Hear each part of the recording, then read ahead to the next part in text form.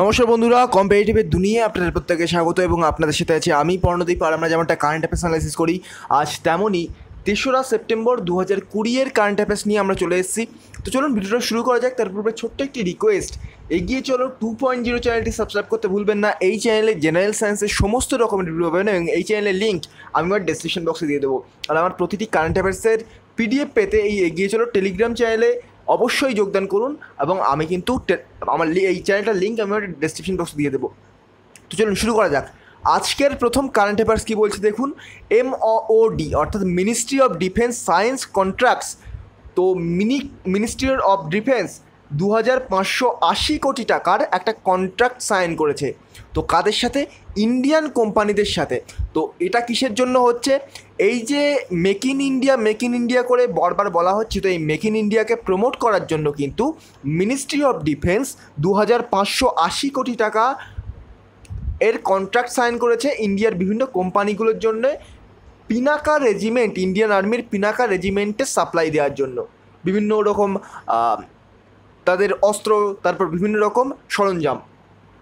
তো নেক্সট রয়েছে রাজনাথ সিংকে আমাদের defence minister Rajnath Singh recently একটা লাইফ ইন্স্যুরেন্স স্কিম লঞ্চ করেছেন, যার নাম হলো চাবনি কোভিড যোদ্ধা সংরক্ষণ যোজনা। চাবনি কোভিড যোদ্ধা সংরক্ষণ যোজনা, এই যে লাইফ ইন্স্যুরেন্স স্কিম রিসেন্টলি আমাদের মিনিস্ট্রি অফ ডিফেন্সের যে হেড অর্থাৎ আমাদের ডিফেন্স মিনিস্টার রাজনাথ সিং কিন্তু লঞ্চ করেছেন।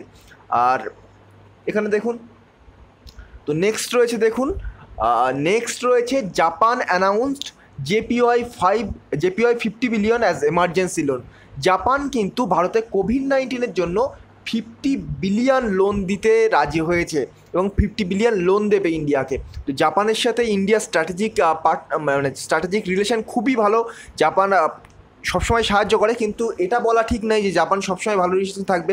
আপাতত খারাপ রিলেশন হওয়ার কোনো রকম কারণ নেই, কিন্তু ইন্টারন্যাশনাল রিলেশনের ক্ষেত্রে একটা কথা বলা হয়, there is no permanent friend, no permanent enemy. তো কোনো পার্মানেন্ট ফ্রেন্ড হয় না ইন্টারন্যাশনাল রিলেশনের ক্ষেত্রে, কোনো পার্মানেন্ট এনিমি হয় না।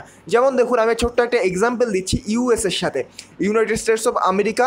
তো এর আগে কিন্তু যখন ভারত এবং পাকিস্তান বিভক্ত হয়ে গেছিলো, তখন বারবার United states of America USA কিন্তু পাকিস্তানকে সাপোর্ট করছিল। কেন?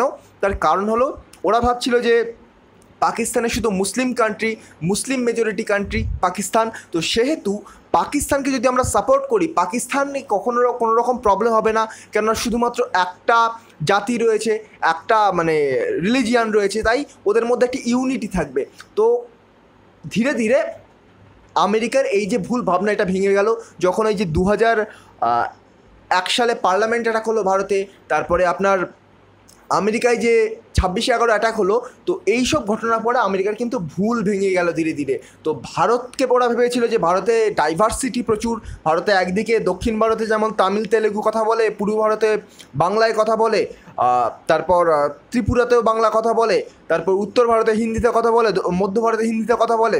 তো ভারতের বিভিন্ন জায়গায় বিভিন্ন রকম কালচার, বিভিন্ন রকম ডাইভার্সিটি, এর জন্য কিন্তু আমেরিকা ভেবেছিল যে ভারত বেশি দিন টিকতে পারবে না, ভারত কিন্তু ধীরে ধীরে ভেঙে পড়বে। কিন্তু ভারত এই জন্যই মহান যে তারা বিভিন্ন ধর্মের বাস এখানে, তারপর এখানে ডাইভার্সিটি আছে। যবে ভারতের ডাইভার্সিটি শেষ হয়ে যাবে, ভারতের মহানতা ধীরে ধীরে কিন্তু কমতে থাকবে। ভারত কেন মহান, তার অন্যতম একটি কারণ হচ্ছে ডাইভার্সিটি, ভারতের ডাইভার্সিটি। তো এই জন্য জাস্ট একটা সিম্পল কথা থেকে কোথায় চলে গেলাম। তো নেক্সট যে কারেন্ট অ্যাফেয়ার্স রয়েছে অস্ট্রেলিয়া, ইন্ডিয়া এবং জাপান কিন্তু এরা রিসেন্টলি একটা ডিসাইড করেছে যে ইন্দো প্যাসিফিক রিজিয়নে, অর্থাৎ এই যে ইন্দো প্যাসিফিক রিজনে সবসময় তো একটা গন্ডগোল চলছে, সাউথ চায়না সি। এখানে কয়েকদিন আগে চায়না কয়েকটি মিসাইল ছেড়েছিল ইউএসের হেলিকপ্টারের, ইউএস হেলিকপ্টার নিয়ে গিয়েছে, প্লেন নিয়ে গিয়েছিল, ফাইটার প্লেন নিয়ে গিয়েছিল, ওই জন্যে উড়িয়েছিল সেই জন্যে। তো এই নিয়ে কিন্তু সবসময় প্রবলেম চলছে। তো অস্ট্রেলিয়া, ইন্ডিয়া এবং জাপান অ্যাকচুয়ালি দেখুন 5 আইজের মধ্যে অস্ট্রেলিয়া পড়ছে, আর 5 আইজের সদস্য সংখ্যা বাড়ার কিন্তু একটা সম্ভাবনা রয়েছে। 5 আইজ সবসময় ভারতকে একটু সাপোর্ট করে চলছে, কারণ 5 আইজের মধ্যে অস্ট্রেলিয়া রয়েছে, ব্রিটেন রয়েছে, আপনার ইউএসএ রয়েছে, কানাডা রয়েছে। তো ভারতকে কিন্তু একটু ফেভার করছে। আর অস্ট্রেলিয়ার সাথে ভারতের রিলেশন কিন্তু খুব ভালো হচ্ছে রিসেন্টলি এই কোভিড-19 পর থেকে। তো Australia, India, Japan recently decide করেছে সাপ্লাই চেইনস রেজিলেন্স ইনিশিয়েটিভ। তো এই যে সাপ্লাই চেইনটাকে ঠিকভাবে বজায় রাখার জন্য কিন্তু অস্ট্রেলিয়া, ইন্ডিয়া এবং জাপান একটা চুক্তি করেছে নিজেদের মধ্যে ইন্দো প্যাসিফিক রিজন। এখানে এরিয়াটা বলা নেই, তবে ওই সবচেয়ে ইম্পর্টেন্ট যেটা হলো ওই রিজিয়নটার নাম কি, ইন্দো প্যাসিফিক রিজিয়ন। তো নেক্সট জুড়ে রয়েছে Kanpur metro. European Investment Bank EIB European Investment Bank recently 650 million euro loan দিয়েছে কানপুর মেট্রোকে। কানপুর মেট্রো সেট আপ করার জন্য 650 মিলিয়ন ইউরো লোন দিয়েছে ইউরোপিয়ান ইনভেস্টমেন্ট ব্যাঙ্ক। তো নেক্সট চলুন, নেক্সট ইন্ডিয়ার জিডিপির কথা তো জানেনই। জিডিপি হলো গ্রস ডোমেস্টিক প্রোডাক্ট। এটা কিন্তু এপ্রিল থেকে জুন আপনারা জানেন আমাদের ফিনান্সিয়াল ইয়ার। তো আমি একটা খুব ইম্পর্ট্যান্ট তথ্য দিয়ে দিই, আরবিআই কিন্তু বলেছে তার ফিনান্সিয়াল ইয়ারটা চেঞ্জ করে নেবে। এখনও সঠিক তথ্য দেয়নি, সঠিক তথ্য দিলে আমি অবশ্যই সেই নিয়ে ভিডিও করে দেবো, কিন্তু আরবিআই বলেছে তাদের ফিনান্সিয়াল ইয়ার চেঞ্জ করে নেবে। তো আরবিআইয়ের ফিনান্সিয়াল ইয়ার কবে থেকে শুরু হয়? 1 এপ্রিল থেকে 31 মার্চ পর্যন্ত। তেমনই আবার কিন্তু ইন্ডিয়ান গভর্নমেন্টের যেটা গভর্নমেন্টের যে ফিনান্সিয়াল ইয়ার সেটা কিন্তু শুরু হয় কবে থেকে? সেটা শুরু হয় জুলাই, 1 জুলাই থেকে 31 জুন পর্যন্ত। তো এই দুটি জিনিস গুলিয়ে ফেলবেন না। আরবিআইয়ের ফিনান্সিয়াল ইয়ার আলাদা, গভর্নমেন্টের ফিনান্সিয়াল ইয়ার আলাদা। আরবিআইয়ের ফিনান্সিয়াল ইয়ার 1 এপ্রিল থেকে 31 মার্চ এবং গভর্নমেন্টের ফিনান্সিয়াল ইয়ার 1 জুলাই থেকে 31 জুন পর্যন্ত। তো জিডিপি নিয়ে যেহেতু এত বড় একটা ঘটনা ঘটে গেল, জিডিপি নিয়ে আমি দুটো কথা বলি যে জিডিপি কি। জিডিপি আমাদের যে এরিয়া, আমাদের ধরুন এই যে এরিয়া ভারত, এই ভারতের অভ্যন্তরে ভারতের যত উৎপাদন সেটাই কিন্তু ভারতের জিডিপি, ভারতের গ্রস ডোমেস্টিক প্রোডাক্ট। এখানে আরেকটু কথা বলার রয়েছে, শুধু ভারতের মধ্যে উৎপন্ন নয়, এখানে কিন্তু বাইরের যেসব কোম্পানি ভারতে এসে উৎপাদন করছে সেগুলোও কিন্তু জিডিপির মধ্যে কাউন্ট হবে। এবং ভারতের যে এম্বাসিগুলো আছে বা হাই কমিশন আছে বিভিন্ন দেশে, সেগুলোও কিন্তু জিডিপির মধ্যে কাউন্ট হবে।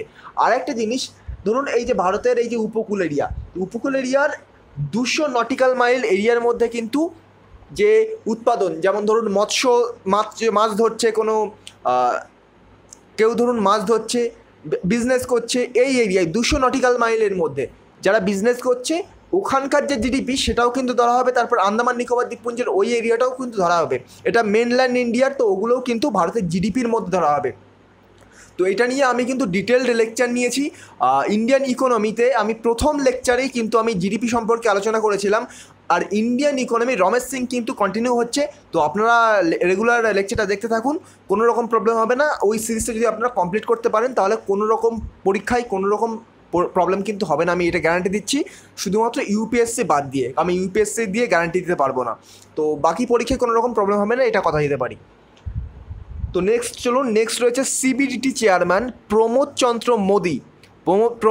মোদি। এটা কিন্তু নরেন্দ্র মোদি নয়, প্রমোদ চন্দ্র মোদি 6 মাসের এক্সটেনশন পেয়েছেন সিবিডিটি চেয়ারম্যান। সিবিডিটি কি আগে একটু বলে দিই। সিবিডিটি হলো সেন্ট্রাল বোর্ড অফ ডিরেক্ট ট্যাক্সেসের চেয়ারম্যান প্রমোদ চন্দ্র মোদি। তিনি রিসেন্টলি 6 মান্থের এক্সটেনশন পেয়েছেন। নেক্সট রয়েছে ওয়ার্ল্ডস লার্জেস্ট সোলার ট্রি। পৃথিবীর সবচেয়ে বড় সোলার ট্রি, মানে যে গাছে এই সোলারগুলো খাটানো রয়েছে সেইটা ওয়ার্ল্ড লার্জেস্ট সোলার ট্রি। এটা কোথায়? এটা কিন্তু পশ্চিমবঙ্গে অবস্থিত। পশ্চিমবঙ্গের দুর্গাপুরে কিন্তু তৈরি হয়েছে। পশ্চিমবঙ্গের দুর্গাপুরে ওয়ার্ল্ড লার্জেস্ট সোলার ট্রি তৈরি হয়েছে। নেক্সট ন্যাশনাল নিউট্রিশন উইক কবে পালন করা হয়? 1 থেকে 7 সেপ্টেম্বর ন্যাশনাল নিউট্রিশন উইক পালন করা হয়। আর দেখুন এগুলো মনে থাকে না এতগুলো ডেটা যে ন্যাশনাল নিউট্রিশন উইক কবে পালন করা। আমি রেগুলার একটি করে বলে দিচ্ছি, আপনি তো 365 ইম্পর্ট্যান্ট ডে মনে রাখতে পারবেন না, তবু আমি বলে দিই যেগুলো ইম্পর্ট্যান্ট, কিন্তু এগুলো জানা উচিত। আপনারা দেখুন রেগুলার আপনি ধরুন চলছেন, এগুলো ট্রেন্ডিং টপিকের মতো। ওই যে আপনি ট্রেন্ড করছেন speaks up for students railway এবং এসএসসির জন্য, তো সেরকমই কিন্তু ট্রেন্ডিং টপিকস। তো সেগুলো অল্প কিছুদিনের জন্য হলে এগুলো মনে রাখুন, তো কাজে দেবে, কোনো না কোনো কাজে অবশ্যই দেবে। তো নেক্সট দেখুন তেলেগু ল্যাঙ্গুয়েজ ডে কবে পালন করা হয়। তেলেগু ল্যাঙ্গুয়েজ ডে পালন করা হয় 29 29 আগস্ট তেলেগু ল্যাঙ্গুয়েজ ডে পালন করা হয়েছে আজ 3রা সেপ্টেম্বর। তবু এই দিনটার কথা বলে দিলাম, এটা আমি আগের দিন মিস করে গেছি। তো তেলেগু ল্যাঙ্গুয়েজ ডে। আর 29শে আগস্ট কী পালন করা হয়, এছাড়াও কিন্তু 29শে আগস্ট ন্যাশনাল স্পোর্টস ডে পালন করা হয়। ওইটা কিন্তু ভেরি ভেরি ইম্পর্টেন্ট, এটাও কিন্তু ইম্পর্টেন্ট এসএসসি পার্সপেক্টিভ দেবে, কিন্তু এসএসসি তো পরীক্ষা হচ্ছে না, সেই জন্যই আমাদের এই প্রোটেস্টটা। তো এরপরে আর নেই। তো এই ছিল আজকে টোটাল কারেন্ট অ্যাফেয়ার্স। তো ভিডিওটা যদি ভালো লেগে থাকে এবং এই ধরনের ভিডিও আরও পেতে আমার চ্যানেলটিকে সাবস্ক্রাইব করে পাশে থাকা বেল আইকন প্রেস করতে ভুলবেন না। তো আজকের মতো গুড বাই, পরবর্তী ভিডিওতে আবার দেখা হবে। Thank you.